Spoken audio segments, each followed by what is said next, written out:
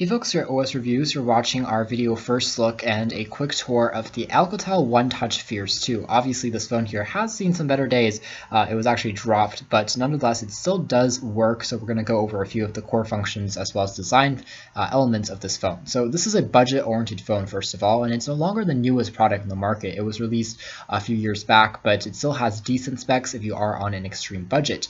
It has a 5-inch display on the front here, so it's a TFT LCD panel, and the resolution here is pretty standard for low-cost phones, 540 by 960 pixels, and there is a fixed focus 5-megapixel camera on the rear which is capable of shooting 720p HD video. It's a decent camera for the price. Now, the operating system on here is Android version 4.4.2, and there's 4 gigs of built-in storage, further expandable via a microSD card slot, and you are going to need that just because 4 gigs has been mostly taken up by the main software, so installing the operating system, so you're only left with a very minimal amount. So if you're downloading a lot of apps or games, you do want to install your own SD card for media. Otherwise, 5 inches for the screen size really isn't bad. It does feel pretty comfortable. I still feel like 5 inches is the perfect screen size. Anything larger for me feels a little bit unnatural if you're putting in a pocket or constantly traveling.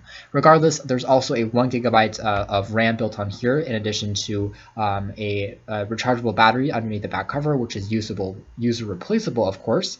And other specs include the fact that the processor here is using a quad-core chipset clocked at 1.2 gigahertz, so pretty standard stuff. It is made by Qualcomm, so it's a Snapdragon 400 chipset.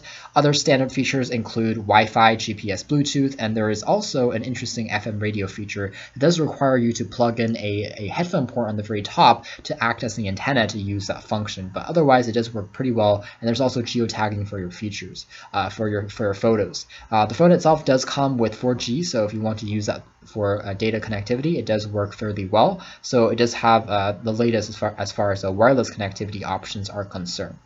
So we'll take a quick look at the overall hardware of the phone just really quickly.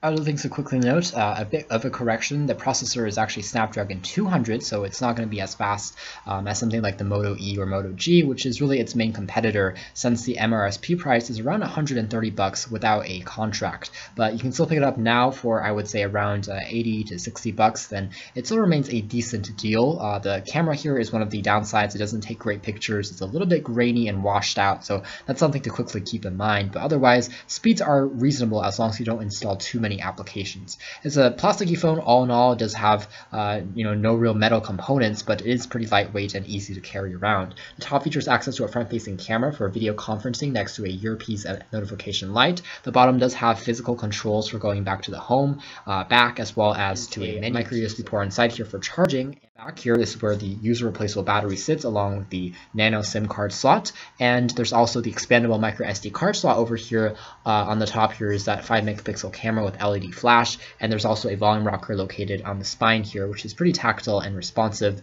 The top just has the 3.5mm headphone jack, so pretty standard layout as far as overall design is concerned. Not anything to write home about. So again, as a budget alternative, if you do want a 4G equipped quad-band GSM phone, this is one of the cheaper options you can now pick up here in 2016, but it's not necessarily the best phone just because Snapdragon 200, it's still a little bit occasionally sluggish, especially if you want to download a lot of apps, and the camera here is really a limitation, along with the screen only having 220 ppi and not really even being 720p is another downside. But if you are on a budget, this one isn't too bad. There are a few shortcomings, but again, the price here is one of the main consideration points. So we're gonna do a bit more testing and of course come out with a written as well as a video review soon, but this has been our quick video walkthrough as well as a first look hardware tour here at OS Reviews. Thanks for watching. This has been the Alcatel One Touch Fierce 2.